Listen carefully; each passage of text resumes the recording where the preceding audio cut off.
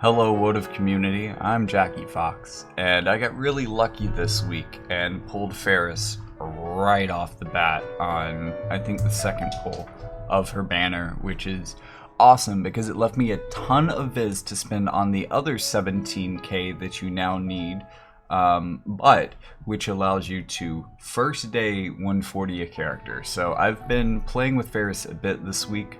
I also have, and definitely check it out, have been getting my light evasion free team and keeping them at #1 in the arena for most of the week. So you should check those videos out. I have them broken down more or less by element, where you can see me fighting through different quote-unquote metas on different days within the arena.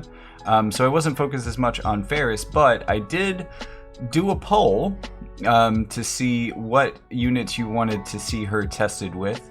The only one who didn't really do well was Summer Elsorel, so I'm going to wait to do maybe a Summer Elsorel and Amnelis and Faris video until she gets like a 140 or something, which should hopefully be coming up soon, and she's going to be really interesting, potentially with Water Glaciella. Swimsuit Glaciella that's coming as well. So a bunch of interesting things to keep an eye out for in the future. Also a single target. I'm not a fan of single target haste, by the way, but haste is pretty important. This TMR could be pretty cool. I'm kind of sad that it doesn't have agility on it. Like some raw agility I actually would have preferred even to this, taking up a slot in her buff order. I just don't see that working for her. I would have preferred something like that to having this take up a turn in her buff order. So I actually am currently, I think, running her with Lucia's boots with the buff turned off, because those boots actually have quite a bit of agility on them and make her very fast, especially compared to these. In terms of supporting abilities, I'm using Heroic Heart because of course I am. The AoE resistance 30 when HP is above 70 can keep her pretty high for a long time, and she's really good at topping herself off as well. And I'm going to be showing you some other ways to keep her topped off too, to keep this active, especially on this arena map where we have unit attack resistance up. Keeping her AoE resistance up can basically make her more or less impervious to damage. I also use sea legs. I think the increased agility is just a big thing, but also the move 1 is a double-edged sword. On this arena map, it's currently very useful, but on other maps, it's going to cut you off from an additional buff. In that case, you're probably going to want to go for, I think, probably Warrior Spirit from the Pugilist sub-job, but you may also go for Holy Knight's Protection if you want to make yourself more tanky to physical. Best counter is almost certainly no, it's definitely Brace for Impact. It reduces damage by quite a bit. This stacks up really well with the AoE resistance. This also makes it a lot less likely that you kind of take damage below that 70%. You keep that additional AoE resistance high and you let Faris do Faris. It has a 50% chance to proc, so that's pretty awesome. It's also maybe a good reason if you want to chunk Faris down fast to have reduced reaction rate, because this is going to be a pretty good counter for that. And it's going to be remarkably consistent at doing what it does, whereas something like Reflex might give you a greater benefit, but it's not going to happen nearly as consistently as something that happens 50% of the time. Wave Cutter is basically Heian. If you're familiar with samurais, that is what this move does. That's it. This is a pretty cool skill, but I don't think it's one of her better ones necessarily. This might be the one that you turn off, because you definitely want to get Dragon's Defense up for sure, and you want Captain's Protection as her buddy buff. You may or may not have this on depending on how you can get her AI to use it, if it uses it or abuses it.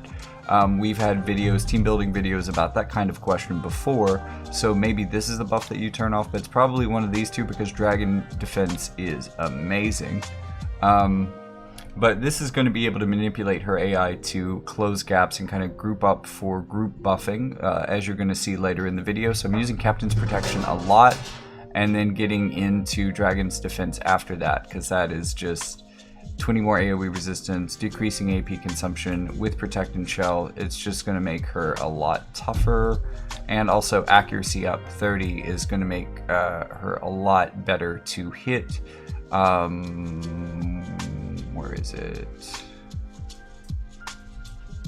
Pirate Onslaught. So with the Sildra's Divine Blessing follow-up, and that's a pretty good AoE to help her counter evasive teams. But this is also going to mean that she's going to heal more while facing evasive teams, which isn't necessarily a bad thing. How'd the dog have to find the one squeak toy?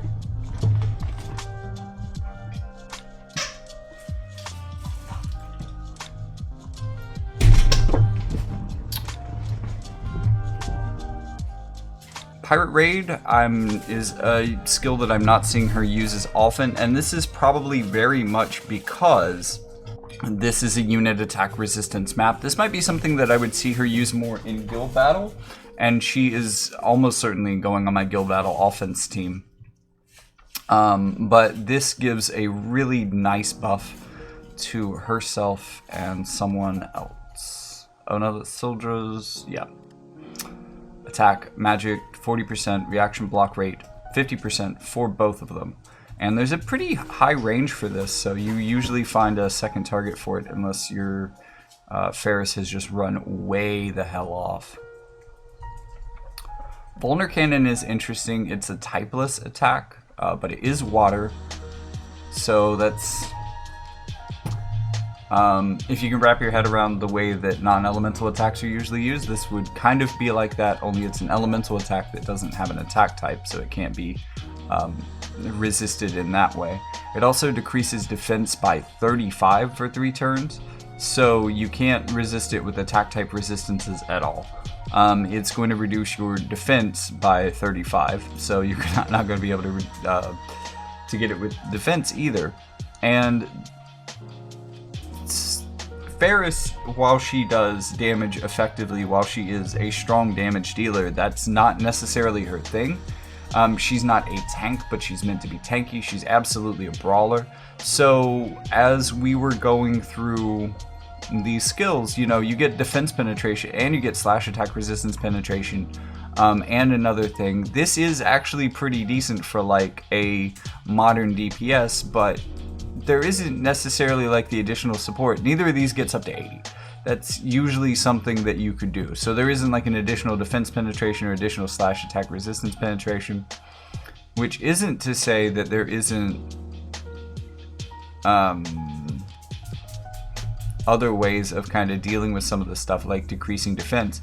But in that if you're not adding more stuff to her, which you probably are with her sword, I think is defense penetration. So defense penetration 60, slash penetration 40 is probably what she's moving into most fights with. So she needs extra things like this to be consistent against some tankier targets. But she's going to deal damage pretty well. She can also mug, not for PvP. I'm also not really liking Paladin for PvP. She can get pretty tanky, but I also don't... I think that she benefits from not necessarily being the target, because if the entire team were to start chaining on her, she could go down really fast. And she doesn't get courage from this. She doesn't get courage from any of her other jobs. She doesn't have re-rays or anything like that. So unless you have an Addison Ray, she can just get beaten to death pretty quickly. And remember that a good bit of her defense is coming from that 30 AoE resistance up here. So she is still pretty weak to single target attacks. So let's say you're going up against Dark, and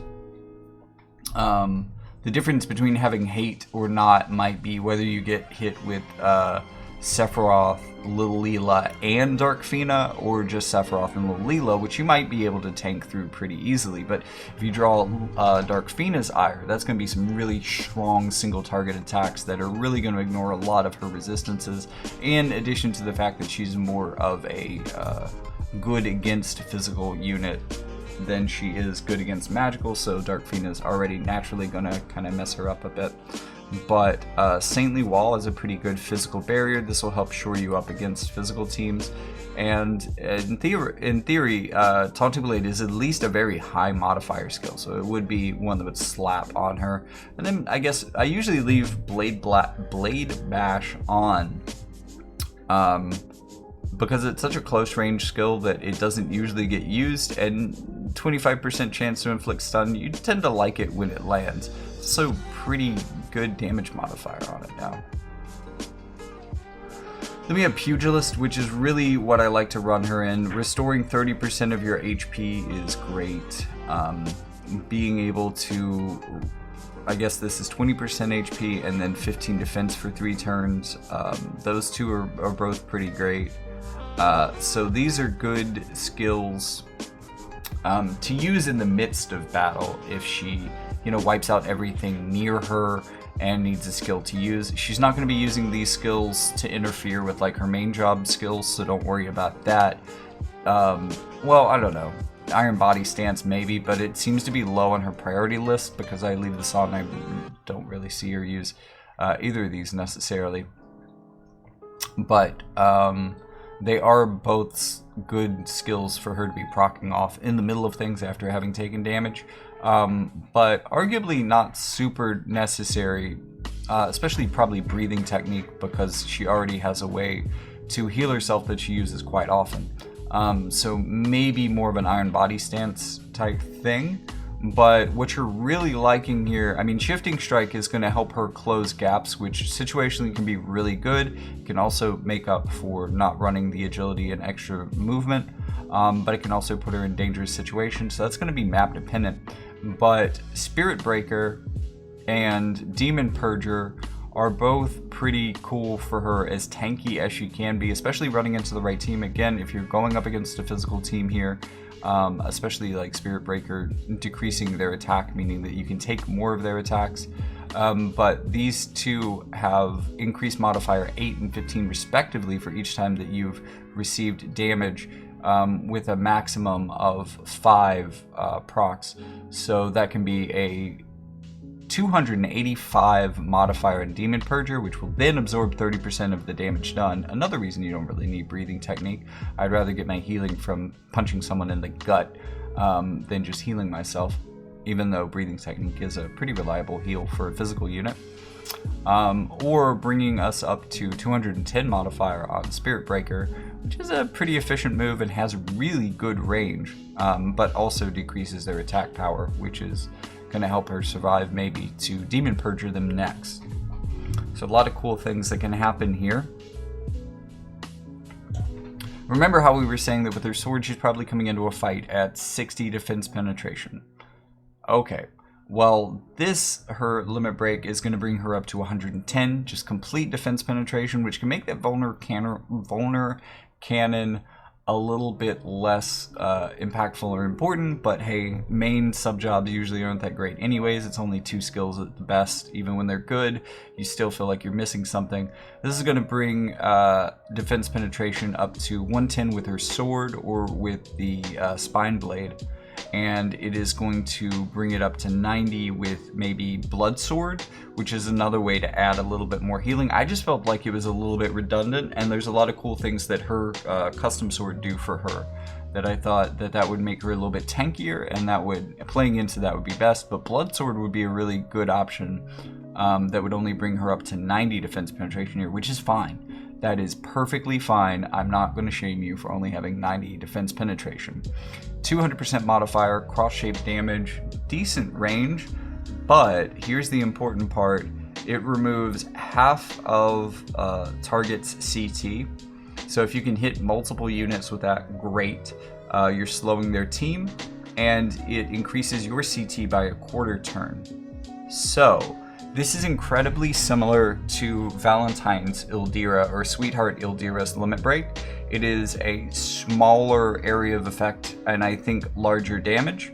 And there's also the increased defense penetration part, which is, I think, wholly absent from Sweetheart Ildira. So this is going to hit a lot harder than hers.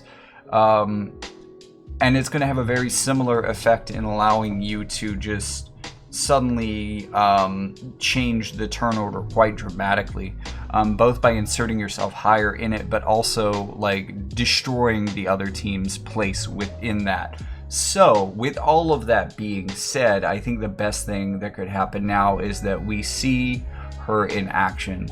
And I've built 4 teams for you. First, we're going to be doing Perrene, Amnelis, and Faris. And this is what I call the Water Strike team, because at least in theory, they all have strike moves, even if Amnelis only has one of them. You'll also notice, like I said, that I'm running boots, Lucia's boots, on Faris. She is the fastest person on the team because of it, between that and Sea Legs. And that's how I like her. I like her attacking many times and often. I also like her getting forward on this map. She doesn't necessarily do a great job of it because she kind of runs across, as you'll see. Which is actually a side effect of her being the fastest. Her increased speed is actually kind of hurting her in terms of where she's moving to. But hopefully she'll catch up. The healing power down I think is going to be helpful on those two. Big damage from Amnelis, but she got chained down and out. I don't even think she got her threshold heal. Between the threshold heal and Soldier's Blessing, we got Perrene back up to full health, but also brought back down, and double kill off of the 2 courages, and healed herself and gave herself AP. Definitely ready for another fight, and I'm really excited, I think, to run Faris on my Guild Wars offense team. I think I'm still going to do Strike for defense because it's really hard to work around, whereas water can be kind of counterable. But I have often thought that a pure water team, while it's not considered to be the best in any way in PvP, is one of the best offensive teams in Guild Wars, because there's just so many things that you can hard counter that if you get good at looking for them, a water player can just kind of surgically strike the opponent, and not only like win, but also win with full HP, like having restored all of their HP back after just doing constant shenanigans. A little bit harder to do with Amnelis. Amnelis gets taken out a lot, but she is definitely charging up the side and wiping this team pretty well. Like she really lucked out. I don't think she procced courage, but she definitely survived with very little HP there and made quite an impact on the fight. Almost doing it all by herself. So you're gonna see, this is the pattern that I like to use on this map. This is also the pattern that got me to first place in Arena for most of the week with my light team, having my fastest units run to my slowest unit in the center, having that slowest unit cast a really impactful buff on the entire group. In this case, it is Amnelis giving everyone a threshold heal. Now, the buff that Perrene is using is also giving her a threshold heal because that's her buddy buff, and it's a little bit redundant with Amnelis, especially with a setup like this, but it's also giving area attack resistance, which especially against this team is going to be really important. But it looks like we didn't quite get enough of it, and you can definitely tell with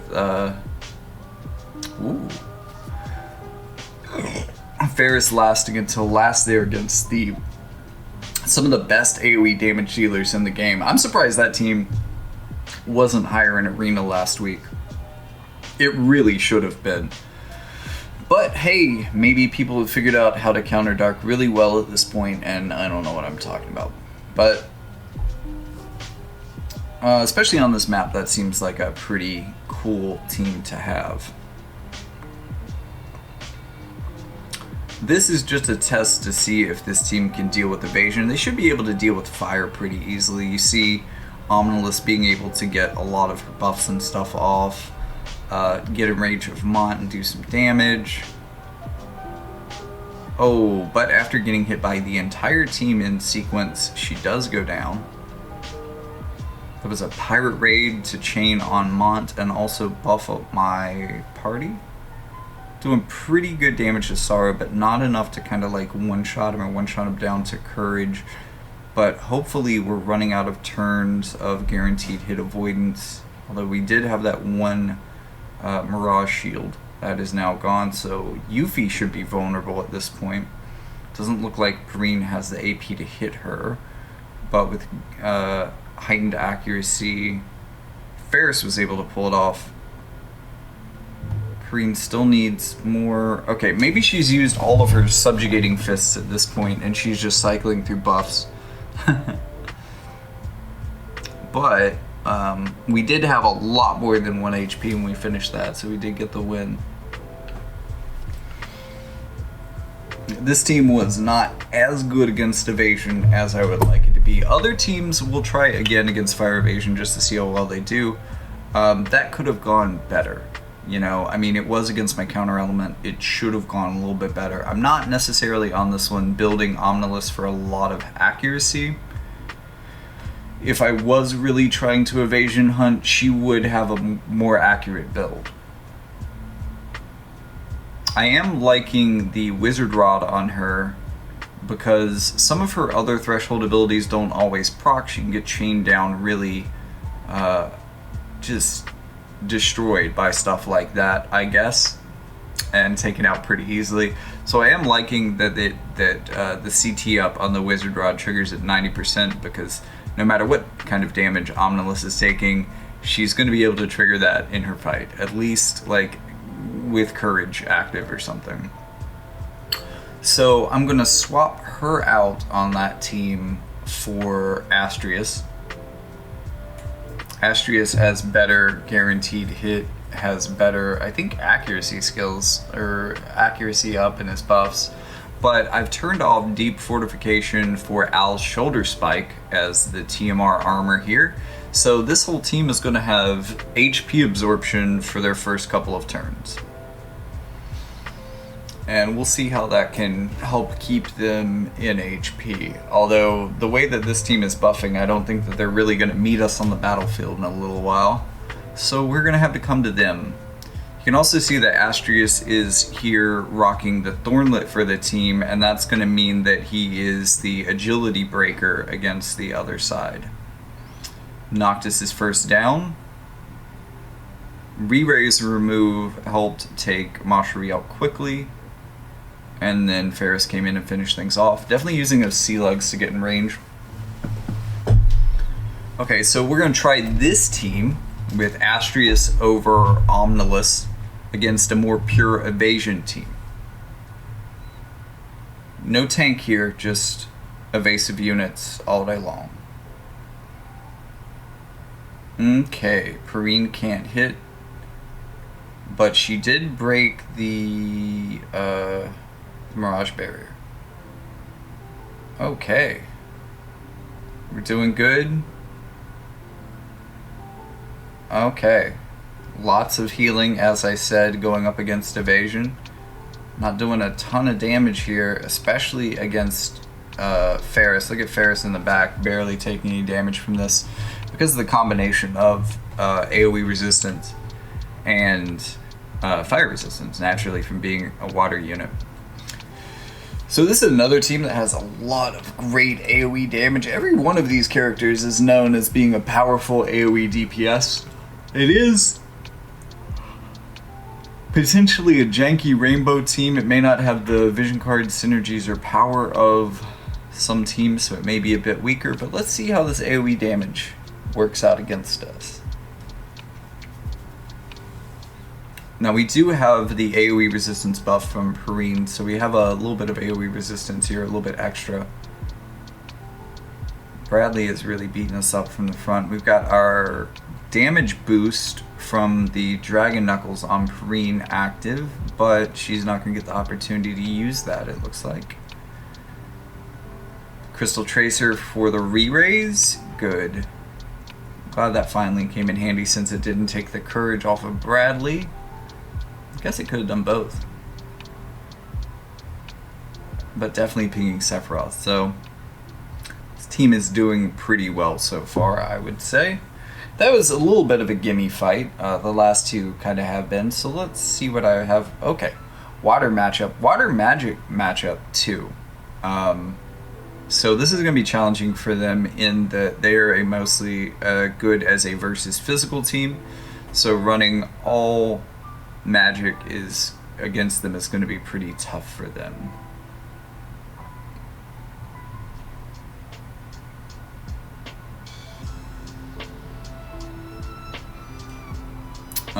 That being said, we're all physical and have some strike in there, so that's just really bad for their Celes.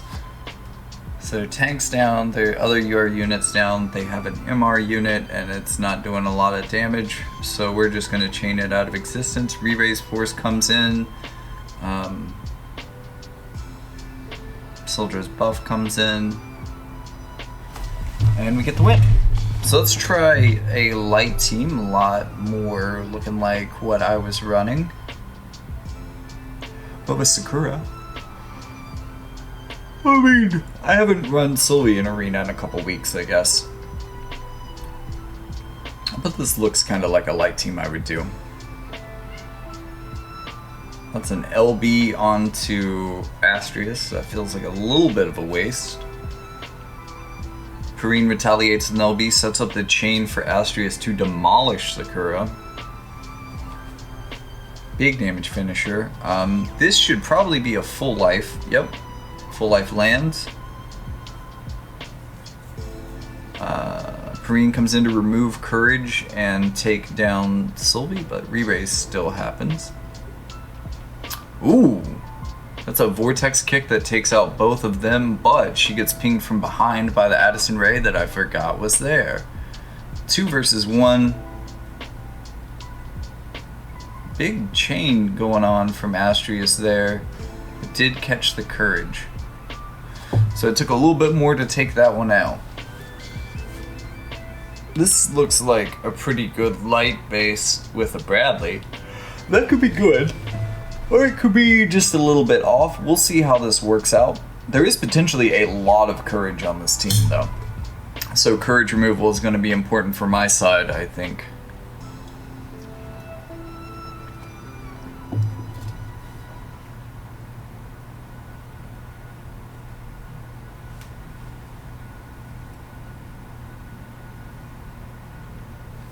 But we're seeing how this one's going to go with a tank. So we brought in Celes.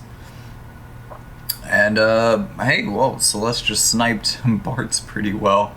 Okay, that was an easier fight than I thought it was going to be. Okay, let's try Dark with re-raise. Seems like it could be fun.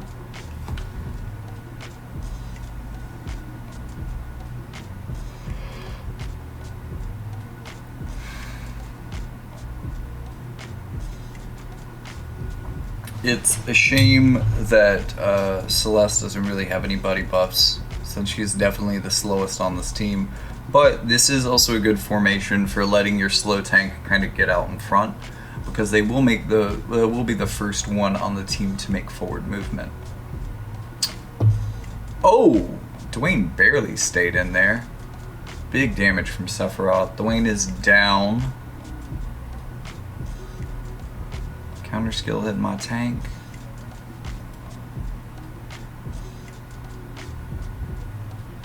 I'm gonna buff up. Oh! Actually used the movement buff. She should be able to get well across the map now. Lena over here bringing her even closer. We've got haste from the LB, and that was a jamming thrust to end it. Okay, so let's see how we do against ice ranged with a lot of tanks. A little bit of an odd combination, but we'll see what happens. We have kind of a bad matchup into snow, especially our tank versus snow is terrible. but we have a pretty decent matchup against, well, I was going to say Agrius, but I guess Celes is also kind of weak to status. But that status got removed pretty quickly, and not with enough damage to take her down, so we are having a fight of the tanky peoples at the front lines. Eliza is just kind of rocking out over on the side with impunity, but the second the attention came to her, she melted as usual. This looks like a pretty solid team.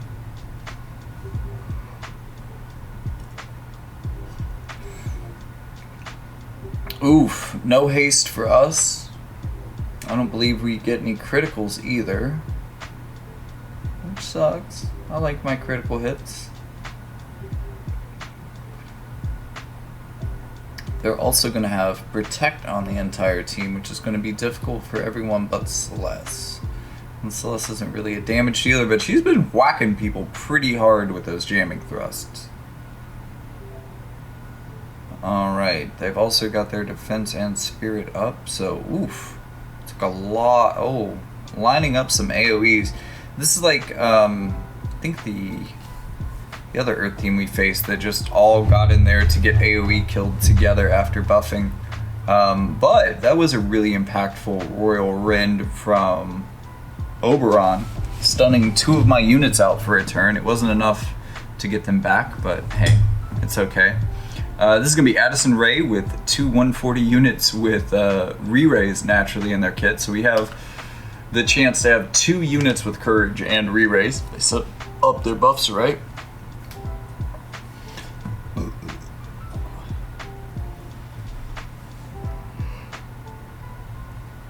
It's going to require... Oh. Well, Addison Rae used her TMR buff first, so... I'm not sure when this... Oh, well, we got a reflex, so yep, there comes the courage and the threshold heal. Threshold heal only got like 2k HP, which I guess kind of indicates very low HP there. Fire unit goes down, easy to water, go figure. Getting kind of hit in sequence there was pretty bad for him. Didn't really get a chance to use all the benefits of that re-raise. And then Addison just tried to 3v1, missed Faris, oddly enough. And there is an evasion build that I'm not necessarily... Well, no, fuck it, I could test it for sure. With Farm and Chunok. Oh, I don't really have the Chunok. Do have the Farm. Where both of them have guaranteed hit evasion, and Faris is built to be as evasive as she can get, which isn't terrible. But she did dodge every hit of that Addison Rae LB. Effectively dodging the slow as well, which was great. Okay, so that was Little Leela, the Bold's TMR giving their whole team agility up. So they're gonna be pretty fast. But it's a fire magic team, and we have an anti-magic tank. Ooh, Glacial is already down. We're getting healed back up. Mont's down. Terra is putting up a bit of a fight, but again, water team versus fire. We had that one from the beginning. So, with that done, let's try our last team of the day. What do we have here? We're gonna have Perrene, Amnelis. I'm sorry. We're gonna have Astrius, Amnelis, and Faris. And that's because all 3 of these units work with the Sildra VC. Although I'm remembering that the Sildra VC has a special bonus that goes for Faris herself, so that's where I'm going to put that. Now, this team is going to be a lot stronger next week, I guess, when I get finished building the Sildra VC. But let's see how it does now. It's going to be all... I think all water VCs. And I'm going to use Al's shoulder spike again here.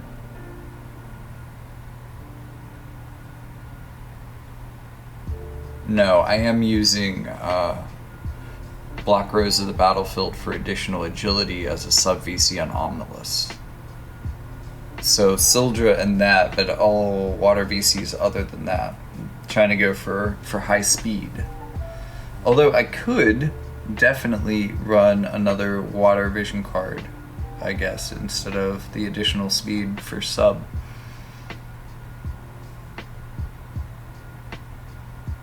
But I do like them being quite fast.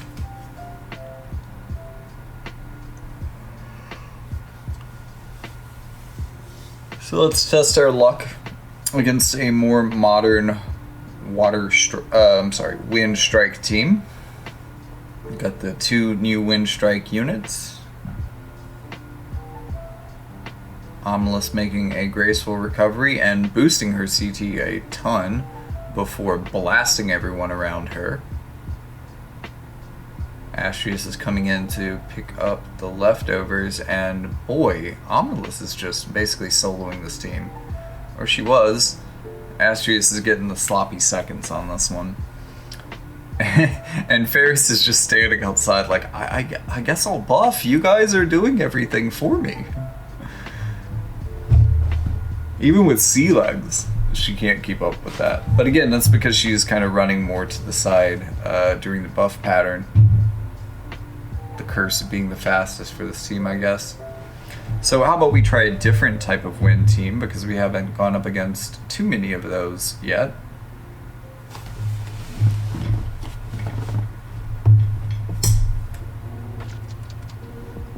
I guess it's only right, Soldier being a wind esper. We test the card against wind. For all the sense that makes. June might have a little bit of trouble with Amnelis, but let's see what happens. They do have potentially really good range with their other characters. Doubling that CT up.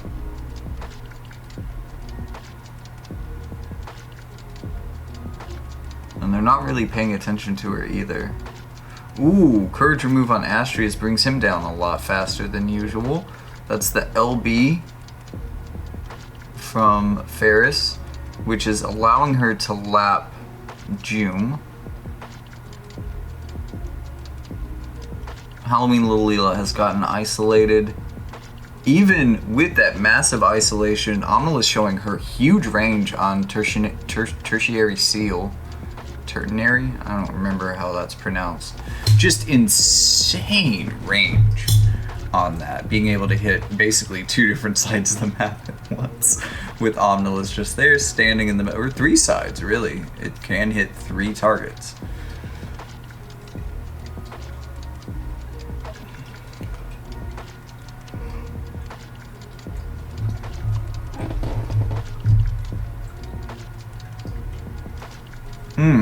Earth with Barts? No, that's probably not strong enough. This team, though, I have seen both Frau and King pilot to #1 in Arena this week, so I know it's very capable, and I know it's very capable on this map specifically. So let's see what it can do against our soldier team.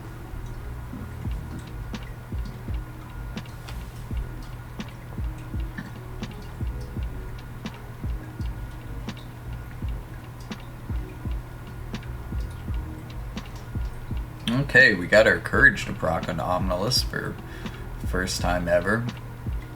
We're getting pretty good damage in here on Dialdo, but Galzak comes in just right on time. We got another courage proc on Amnelis,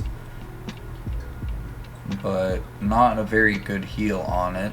We are getting some little bits of healing here and there, though, from the HP absorb. It's helping, but Bradley is doing a lot of damage. So we got Bradley down. We have our DPS versus their support staff. And I think the way that this is going to work out is that I'm just not going to be able to do enough damage to take either of them out. Maybe Galzak if Galzak got close enough, but even then, Dialdo is going to have way more HP than me. And any game that goes 2 turns, as this is about to, is going to be determined by who has the most HP. And there's just no scenario where that's Faris, really. So that was my water teams. And if there's anything else that you would like to see me test, I know Miranda wasn't an option, but she's pretty popular. I think Summer Elsorel, personally for me, I'm hoping that like beach units are a thing that happens soon. I haven't checked the news or anything for today, so maybe it's beach week next week. I'm just kind of traumatized because I fell asleep at 3 p.m.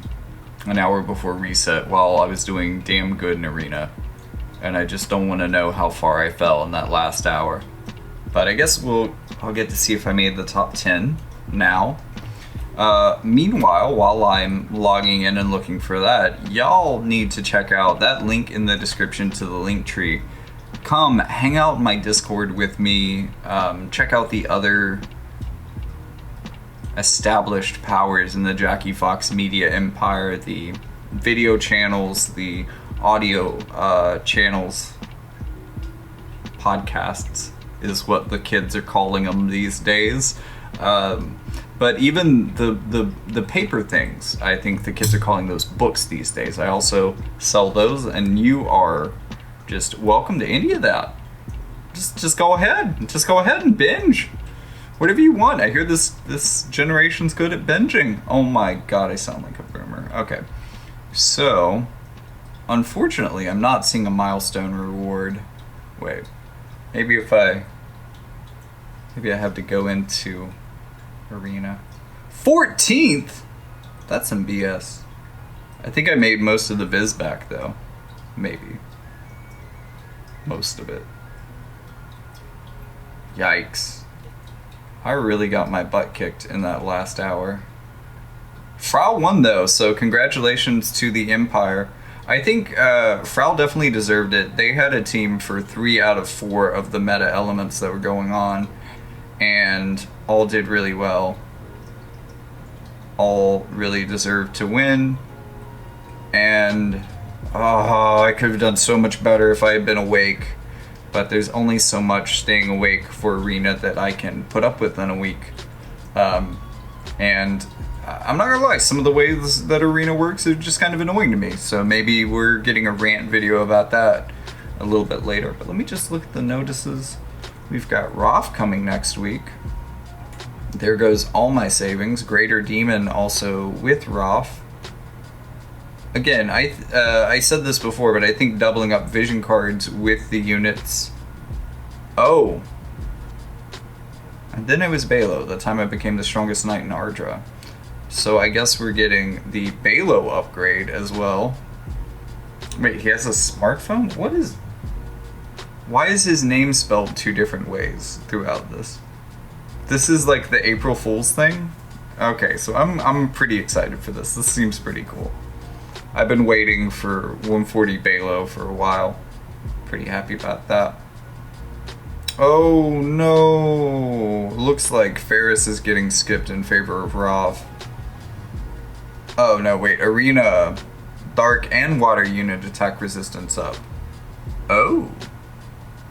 Oh. So the same as the current map, but only for 2 elements. Interesting. So just Raph and Balo next week. Alright, so we are getting, though, summer units in JP, and we should be getting, like, one of the biggest selling points of Worldwide is having events like summer. It's hot as fuck. Where are summer units? And why should we get them, like, in October? We don't. Summer has been the one that's actually historically been, like, a week staggered behind JP. So if JP is getting wet Glaciella, then we should be getting both 140 upgrades and wet Glaciella within the coming weeks as well. So I guess that's next week that we get summer units. And that's going to be a great time to test out Summer Elsorel's new upgrades. So if you have any other characters that you would like to see tested, let me know in the comments. Be sure to like and subscribe on this video. And no matter what you do, come back and see me in the next one. I'll be waiting for you here. Till then.